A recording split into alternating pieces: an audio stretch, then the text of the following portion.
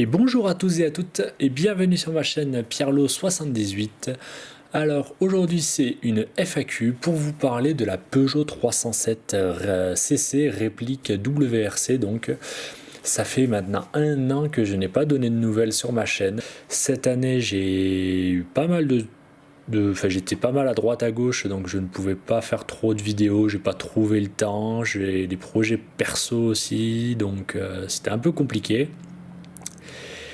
Et donc pour vous parler de la Peugeot 307, je vous avais pas montré les dernières photos parce que ce projet s'est terminé il y a un peu plus d'1 an maintenant. Ça s'est terminé en octobre 2024, pas comme je voulais. Donc les photos, là vous pouvez voir donc la Peugeot 307 que j'avais fait une montée historique avec.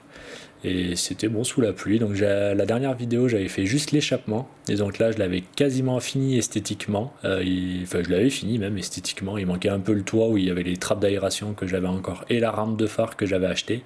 Il fallait que je la peigne. Donc j'avais acheté les jantes blanches et le kit déco complet. Donc voilà. Avec la grille et tout devant 307.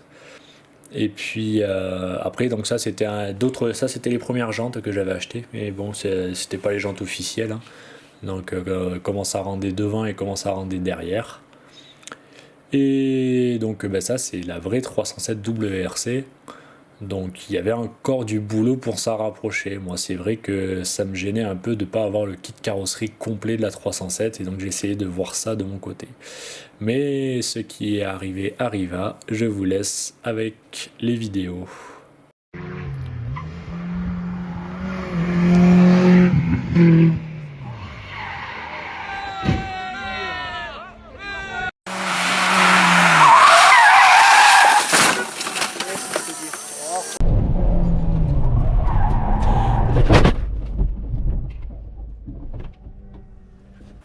Donc voilà, vous avez vu les vidéos et maintenant vous voyez les photos. Donc la voiture, je n'ai pas décidé de la réparer car il y avait beaucoup trop de frais à faire dessus. Pour une voiture qui cote dans les 1500 à 3000 euros pour un bel exemplaire. Moi la mienne avait quand même quelques kilomètres dans les dents. Et donc c'est pour ça que j'avais fait ce projet de réplique rallye dessus. Parce que vous pouvez voir sur les photos donc en gros elle pourrait rien avoir, mais quand on regarde la photo avec le capot ouvert on voit très bien que le moteur est tombé parce que tous les supports moteurs se sont arrachés, ça tenait plus que par un support moteur, la boîte était par terre aussi. Tous les boîtiers en plastique ont cassé, que ça soit boîte à air, que ça soit boîtier batterie, que ça soit la boîte à fusible. Le radiateur a explosé, on voit dans les vidéos qu'il y a de la fumée partout. La climatisation a explosé aussi, tout le circuit de clim et tout. Et puis j'ai le plus gros ce qui est le plus important, oui, c'est la colonne de direction. Et là on va voir un peu, voilà, là la roue est dans l'aile, donc il y a la colonne de direction qui était cassée. J'avais le volant qui tournait alors que les roues ne tournaient pas du tout. Et puis ça faisait des énormes crans, ça sautait quoi. J'avais donc le demi-train avant qui était complètement HS, on voit que la roue est complètement dans l'aile. Et après, le plus gros du plus gros, à l'intérieur, j'ai les airbags qui se sont déclenchés, passagers et conducteurs, alors que je n'avais pas de passagers, donc ça je savais pas que ça se déclenchait. J'ai toutes les ceintures, mais toutes les ceintures, que ça soit à l'avant ou à l'arrière, qui se sont déclenchées, donc complètement foutues. Et donc pour remplacer déjà juste ça, il y en a pour un sacré billet. Donc voilà, j'ai gardé la voiture très longtemps dehors, dans un terrain que j'avais.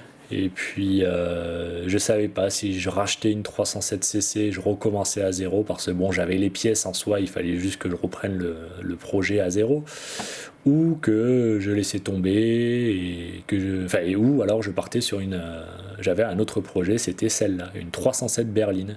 Je me suis dit, parce que j'avais eu pas mal de problèmes avec la CC que je n'avais pas expliqué, j'ai pas eu le temps de faire de vidéo, mais j'ai pas mal de joints qui étaient foutus et qui ne se trouvaient plus. Donc quand je passais la voiture au Karcher ou qu'il pleuvait, il pleuvait à l'intérieur de la voiture. Donc pour moi ça allait pas être un problème très longtemps parce que le toit je comptais le condamner. pour vraiment faire un hardtop fermé, comme voilà. Mais bon, je me suis dit peut-être que la berline, il y aurait eu moins de problèmes dessus, mais j'ai vraiment du mal avec l'arrière de la voiture, j'aime pas trop. Et donc au final, j'ai pris la décision de ne pas partir là-dessus. Et voilà, donc la voiture a rejoint la casse. J'ai récupéré le maximum de pièces que je pouvais dessus. Si j'avais fait donc le projet complet, si vous voulez savoir, m'était revenu actuel, enfin, à ce moment-là, donc dans les 8 000 euros. Et j'ai vendu la voiture de mon côté et j'en ai eu pour 3 000 euros quoi, de revente de pièces. Voilà, donc c'est sûr que c'est pas rentable. De toute façon, ça allait jamais être rentable, hein. Ce projet, je l'avais estimé à 15 000 euros, donc c'était un peu fou d'aller mettre 15 000 euros dans une voiture comme ça. Mais bon, moi, c'était un projet que j'aimais bien, comme on ne le voyait pas dans les rues. Donc voilà. Que dire pour la suite? Donc oui, j'ai fait cette vidéo parce que vous êtes nombreux à m'avoir demandé qu'est-ce que devenaient les vidéos de la 307. Donc voilà.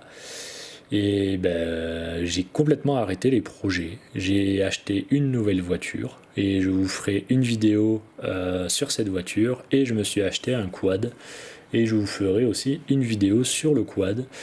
Donc voilà, j'espère que cette courte vidéo vous a plu, que ça vous explique donc qu'est-ce qui m'est arrivé. Voilà, la vidéo est disponible en intégralité sur ma chaîne principale là, qui est PLC Racing. C'est une chaîne YouTube où dessus je mets, enfin je fais que des vidéos de rallye et montée historique, course de côte et trucs comme ça. Enfin course de côte non. Mais donc voilà, il y a la vidéo de la 307 et de l'accident complet, donc si vous voulez aller le voir.